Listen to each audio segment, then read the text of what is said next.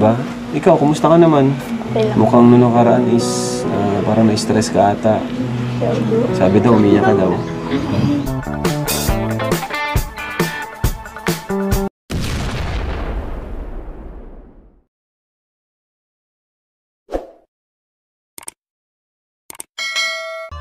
Good morning mga kalingap! Welcome back sa ating channel.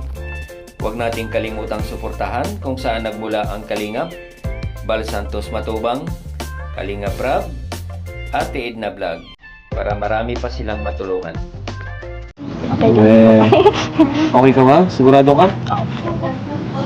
Ano yung nararamdaman mo ngayon? Ano yung pakiramdam mo ngayon? Okay lang po. Hindi nga. Nay, dito ka, Nay. Dito ka, Nay. Tatanungin ko rin po kayo. Minsan ko lang kasi kayong makakausap, di ba? Kasi kadalasan, di ba, shoot tayo ng Jomcar. Silang dalawa ni Jomcar. Sila na, ibira natin makakausap. Kumusta lang po natin sila, nanay? Sure ka po ba, Nay, na okay lang po ba tong si Carla? Kasi nabalitaan ako, Nay, na umiyak daw po siya ng nakaraan. Day po talaga. Day po talaga yan. Ano Okay. po, okay ta, ano po yan, nagparatangis po yan, ano doang alda po nga yan. Pwede po bang Tagalog? Ano po, Iyak. nagparaiyak po siya. Nagparaiyak po yan, 2 araw po yan, nasa kwarto lang. Nag-aalala na po nga, sabi ko. Ano daw ang nangyayari sa anak ko, ba't palagi siyang nasa kwarto niya po. Tapos may napanood po akong sa YouTube, sabi, sa anak ko, ano daw, yung katawan daw. Opo na, ano po namin yun, okay na po yan. Opo, ano po namin. Dapat po, wag po ganun na ang ano. Huwag pong magagawa ng gagawa ng video. Grabe palala at ginawa niya po sa... Okay po na, naintindihan naman po namin kasi syempre anak niyo po yun, di ba? Yun nga po, nakapag ano na rin po ako in public na kapag naulit pa yon or may gumawa ng content na about kay Carla and nagpo-promote ng bashing about kay Carla, papatigil ko yung paggawa ng reaction video kay Carla. Ano na para hindi na maulit yung mga ganong klaseng pangbabash, no? Akala ko po Kuya Rab ang may mga pinag-aralan pong tao. Sila po yung may mga mabubuting loob. Pero sila pa po yung may mga masasamang Ayan niyo po na salita na ginagawa po sa mga bata.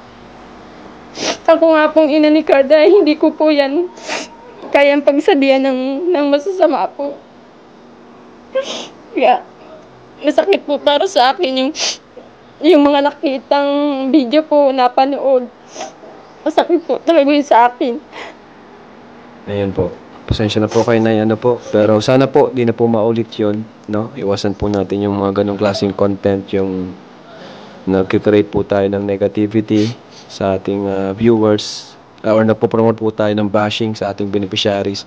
Although sinabi ko na po ito sa vlog ko, nakaraan, na huwag natin i-bash po ang mga beneficiaries natin. Ako na pong bahalang magsabi sa kanila kung may pagkakamali man po sila. Kung may nakita po kayong mali, ako po yung kontakin nyo. Ako yung magsasabi sa kanila. Kasi yan po ay, kaya nga po sinabi ko, wala man po silang laban. Kasi wala man po silang mga channel, and wala silang kakayanang ipagtanggol yung sarili nila. Kaya po, in-interview ko sila ngayon para makapagsalita rin sila ng saloobin at mailabas nila yung kanilang sakit na nararamdaman. At yun nga po, nailabas si Nana yung kanyang masakit po kasi para sa Nana yung Gusto ko nga po Kuya Rab, ma-aksyon na naman po yung ganyan pong mga pangyayari kasi hindi lang naman po si Carla ang beneficiary po ng ng K-Angels po. Marami po sila. Di pwede pong hindi lang sa anak kong mangyayari yan sa mga kasamahan niya po. Kaya sana po magawan po ng aksyon na hindi na maulit. Kasi po natitrigger po ang pag-iisip ng mga bata. Lalo na po ngayon magsisimula si Carla mag-aral po. tama po yun. At yun nga po, tayo po ay Team Kalingap, Taiwan Kalingap One Family. Ang layunin po natin ay tumulong po, hindi mag-destroy. Ang layunin natin ay to fix something, not to destroy, yung isang beneficiaries natin. So, yun nga po, pag naulit pa po yun, baka po mapilitan po tayo, ay talaga pong mapipilitan tayo na matitigil po yung paggawa ng reaction video.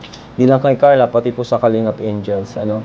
So, malaking kawalan din po yun sa mga reactors naman na umaasa lang din po sa ating content, sa ating materials, no, sa ating video para sila ay ano din sa kanilang pamilya. So, yun na nga po, ginagamit din po natin na content ang aming beneficiaries or Kalingap Angels. Ayusin na po natin, ano.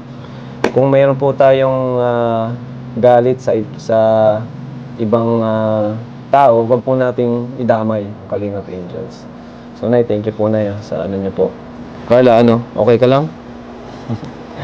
Pasensya ka na, Carla, kasi may nangyaring ganun. Pero, yun nga, sana ay huwag kang sumuko, ano? Alam ko, marami ka na rin pinagdaanan, marami na rin nangyari. Yun nga, di biro din talaga ang maging kilala o sikat po.